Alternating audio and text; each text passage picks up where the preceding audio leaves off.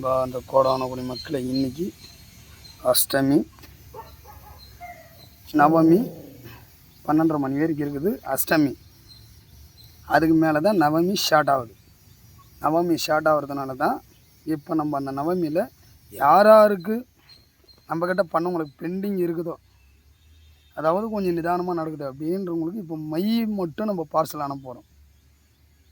நல்லா பாருங்கள், இதனோட ரீதி என்னென்ன வந்திருக்குதுன்னு. அதாவது வேகமாக நடக்கக்கூடிய கணவன் மனைவி பிரச்சனைங்க, குழந்தைங்க நம்ம பேச்சு கேட்கல, நாகப்பஞ்சமி போயிடுச்சு.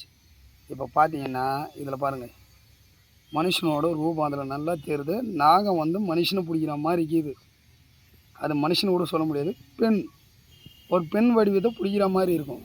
அதே போல் இதில் பாருங்கள், கருடனோட உருவம் தெரியும். அது கீழே பாருங்கள், அதுவும் ஒரு வடிவம் தெரியும்.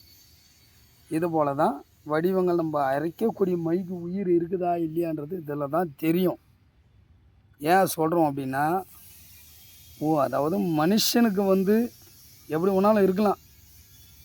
நீங்கள் இதுக்கு கூட போடலாம். இது என்னென்ன மூலிகை போட்டு அரைச்சிக்கிறேன்னு எனக்கு மட்டும்தான் தெரியும்.